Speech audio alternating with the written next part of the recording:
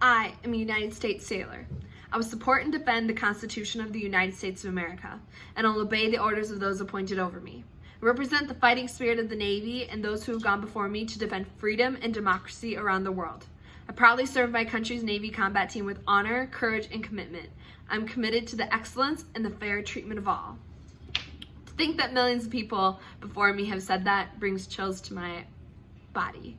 But to know that other people have wore these combat boots just like me, or this wonderful uniform just like me, also brings chills. But to know that after you put this uniform down, it really does become the unknown. I got frustrated a bit as I was researching and trying to find the right material, because it's not just about me, it's about the people that I'm talking about, the people that I'm representing.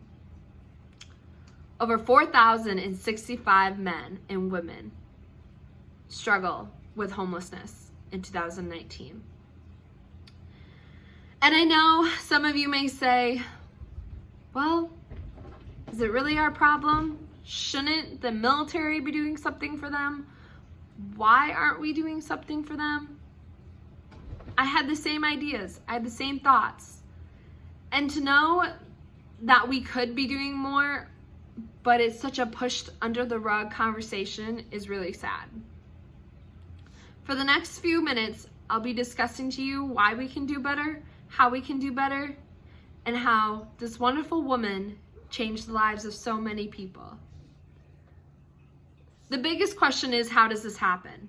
I mean, from the inside out, we have amazing healthcare, awesome loans for houses and cars, and we have a good supply of money coming our way. And my fiance, who's in the police force, even wants my health insurance because it's so great.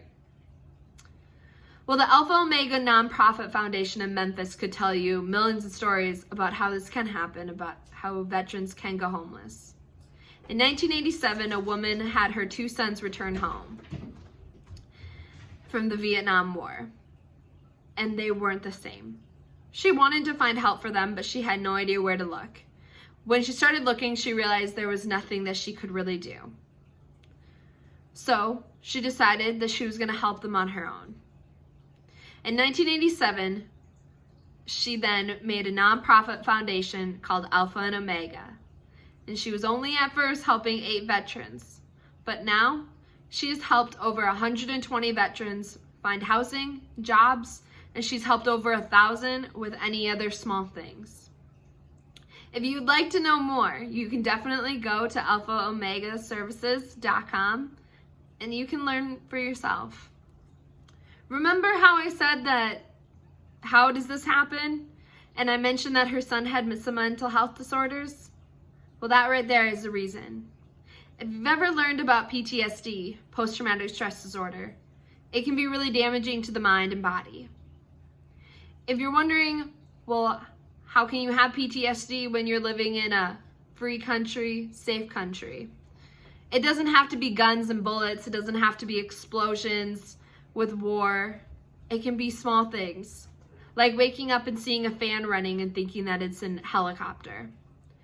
Or hearing fireworks on the 4th of July and thinking that an IUD is going off.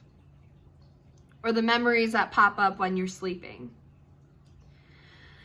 Now, I'm not saying that everybody with a mental health disorder is not capable of helping themselves. I salute those who are able to help themselves, but I'm also going to salute the people that do ask for help.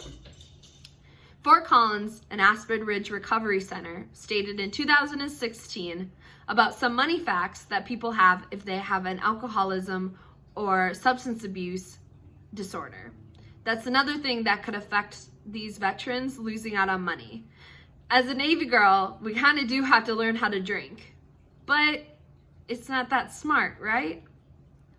Philip J. Cook, who was an author on this article, spoke about some of the money issues that people would have if they were consuming enough alcohol. An alcoholic drinks at least 10 drinks, like beer, but can drink up to 1 pint of alcohol, and that's kind of hard liquor, in a day. So let's break that down. Jack Daniels is about $20 if you go to a liquor store. So if you times that by 365, that is a good $7,300. But let's break that down a little bit more. And that's just alcohol, okay? That's not having another substance abuse. That could be $140 a week if your drug of choice is alcohol. So you're wondering how vets can lose their money pretty quickly? That's pretty good reason. As of right now, and I'm petty officer 3rd class, I make around $900 to $1,000 every 2 weeks. Now that's great to some people, not so great to other people. I can afford it because I do not have kids. I just have 2 fur babies. But some of these families, they need that money. It's pretty easy to go from having everything to having nothing if you have a substance abuse. Those vets that did lose their money, they lost not only their home, their insurance, their lifestyle, but they most likely also lost respect for themselves. And that's something that's really hard to get back. Next thing is, what can we do? What can I do? What can you do?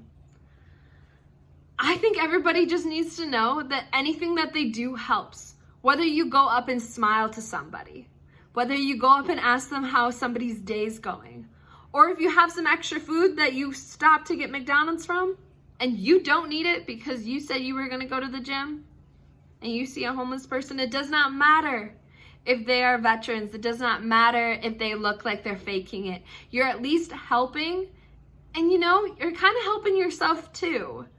My mom used to say the most selfish thing that you can do is by volunteering. And I used to be like, what? But it's true. Helping somebody else makes you feel good.